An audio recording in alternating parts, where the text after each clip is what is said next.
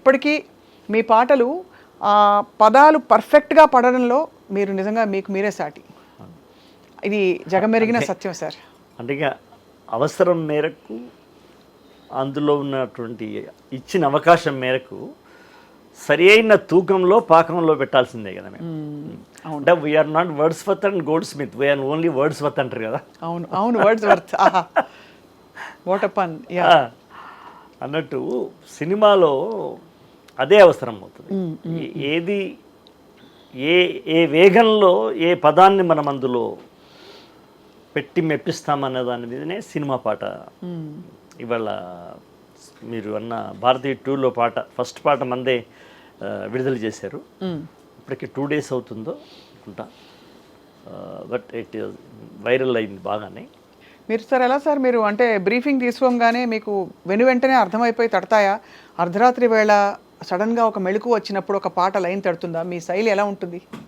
అంటే ఒక్కొక్కసారి డైరెక్టర్ చెబుతుంటేనే మన లోపల నుంచి ఒక ఊటలాగా స్టార్ట్ అవుతుంది ఒక్కొక్కసారి.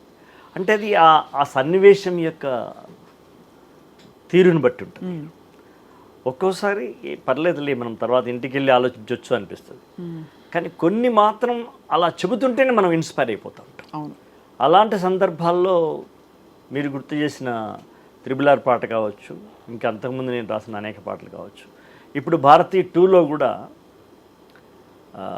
శంకర్ సార్ ఎప్పుడైతే మనకు ఒక కథ ఏమీ రివీల్ చేయకుండా ఒక వీరుడు, ఒక స్వాతంత్ర్య సమరయోధుడు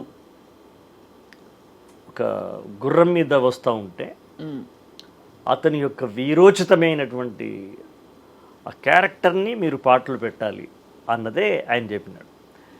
అది నాకు సరిపోయింది. నాకు ఎందుకంటే అనేక మంది స్వాతంత్ర సమరయోధుల చరిత్రను చదువుకొని ఉన్నాం కదా, అవన్నీ మనకు ఒక్కసారి గుర్తుకొచ్చేసి మనల్ని ఆనంద పెడతాయి కదా. ఒక మంగల్ పాండే, ఒక అల్లూరి సీతారామరాజు, ఒక భగత్ సింగ్, ఒక టిప్పు సుల్తాన్, ఒక సిరాజుద్దౌలా, ఇలా ఒక్కొక్కరు ఆంగ్లేయులకు వ్యతిరేకంగా పోరాటం చేసి ప్రాణాలు త్యాగం చేసిన వాళ్ళు అవును ఉన్నారు కదా. వాళ్ళందరినీ తలుచుకొని అంటే 1900 అంటే 20 ఆ ప్రాంతంలో జరిగిన ఒక పోరాట యోధుని గురించి రాయమన్నారు. అది ఆటోమేటిక్గా కమల్ హాసనే అంటాడు కదా. అవును, అంతే కదా. కాబట్టి ఆ పాట రాయడం అంటే మాకు ట్యూను ముందే ఇస్తారు కదా. అవును, అక్కడ తమిళంలో పాట వచ్చింది కదా, ముందు అది షూట్ చేస్తారు.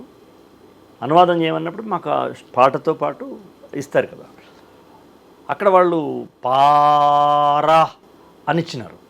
పారా అంటే తమిళంలో చూడు అని. అవును, బట్ నేను దాన్ని చూడు అంటే పెద్దగా ఊకారం అంత బాగుండదు వినడానికి. అది బాగా అనిపిస్తుంది కదా. కాబట్టి నేను ఆ శబ్దం, పారా అనే శబ్దం వస్తూనే ఒక వీర ధీర అని కూడా రాయొచ్చు కదా. అయితే శంకర్ సార్ ఏమంటారంటే, అబ్బా వీర ధీర చాలాసార్లు అశోక్ తేజ గారు, చాలాసార్లు, ఇంకా ఏదైనా. అప్పుడు నేను ఒక కొత్త కాయిన్ చేశాను, శౌరా అని ఒకటి చేశాను. హరి హర, హరి అంటే కృష్ణుడు, హర అంటే శివుడు. అవును, శౌరి అంటే కృష్ణుడు విష్ణువు, శౌర అంటే శంకరుడు అవుతాడేమో. ఆహా, అలా అలా అన్వయించుకున్నారు లాజికలీ. ఊరికే అవును, హరిహర అని అనుకున్నప్పుడు, శౌరి అని విష్ణువుని అన్నప్పుడు, శౌర అని ఎందుకు ఒక శంకరుని లాంటి వాడిని అనుకోవచ్చు కదా అని ఒకటి. తర్వాత శౌర అనే సందర్భంలో ఆ మాటలో సూర్యుడు అనేటువంటిది కూడా ఉంటుంది కదా. శూరత్వం ఉంది, సౌరకాంతి అంటాం. అలాగే ఆ సౌర అనే దాంట్లో ఒక సూర్యుని యొక్క తేజస్సు ఉంది, ఒక రుద్రుని యొక్క ఓజస్సు ఉంది. ఆ రెండు కలిసి వచ్చినట్టుగా నేను శౌర అనే మాట చెప్పినప్పుడు సార్ బాగా ఎంజాయ్ చేశాడు. అంటే కొత్తగా ఉంది, ఆ పదాలకు పెద్దగా అర్థం ఉన్నా లేకున్నా మొదలు ఆ సౌండ్ వినగానే అలర్ట్ అవుతాం కదా, అది మెయిన్ అన్నాడు ఆయన. అద్భుతం. సౌర అగణిత సేన సమగంభీర వన్ మ్యాన్ ఆర్మీ అంటాం ఇంగ్లీష్లో. అవును వన్ మ్యాన్ ఆర్మీ అంటే ఒక్కడే సైన్యం కదా. అవును దాన్ని మనం తెలుగులో అంటే ఒక్కడే సైన్యము, అతడే ఒక సైన్యం అని అనాలి. కానీ నేను ఎత్తుకోవడమే ఫస్ట్ సెకండ్ పర్సన్లో ఎత్తుకున్నాను. కాబట్టి అగణిత సేనా సమగంభీర అని రాశాను. కొంచెం సంస్కృత పదాలు, కొంచెం ఉన్నతమైన టోన్ వాడాల్సి వచ్చింది. అంటే అగణితమైన సేనాలకి సమానమైన వాడు.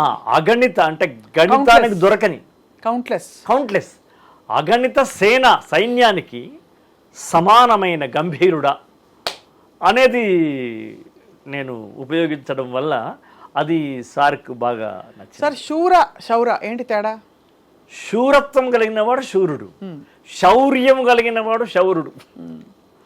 నిజానికి ఆ పదం అంటూ లేదు.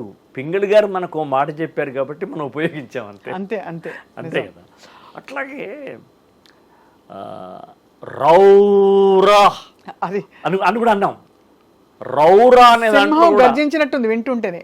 రౌరా అంటే మనకు సౌండ్ మిమ్మల్ని ఆనంద పెడుతుంది చూడండి. అవును, అంటే ఒక ఊహించుకోనంత అద్భుతమైన దృశ్యాన్ని ముందుకు తీసుకొస్తుంది. అందుకనే శబ్దాన్ని మించిన మంత్రం ఏముంటుంది? అంతే. మంత్రం అంటే శబ్దమే కదా. కదా, నిజమే కదా సార్. అట్లా కదా. సో ఈ పాట మరి రాసినప్పుడు వెంటనే శంకర్ గారికి నచ్చేసిందా? మీరు చెప్పిన వెంటనే అక్కడికక్కడ అల్లికలు అలా వచ్చేసాయని చెప్పారు కదా సార్. అంటే మొదలు నేను క్యాచ్గా ఉండేటట్టుగా వీర ధీర అందామా సార్ అంటే ఆయన మొదలే వద్దనేసారు కాబట్టి అష్టావధానంలో నిషిద్ధాక్షరిలాగా వద్దన్నాడు. అప్పుడు నేను శౌర అగణిత సేనా సమగంభీర వే ఖడ్గపు ధార, వేయి కత్తిల అంచులు కలిగిన వాడు. అంచులు అంటే ధార అంటే అంతే కదా.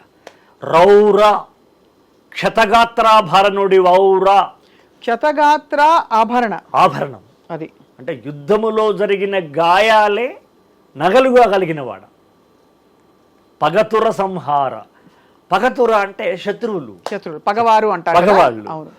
అంటే ఇవన్నీ కొన్ని ప్రత్యేకమైన పదాలు మనం వాడినప్పుడు నాకేం చెప్పినారంటే లేటెస్ట్ వర్డ్సే ఉండాలని ఏం లేదు.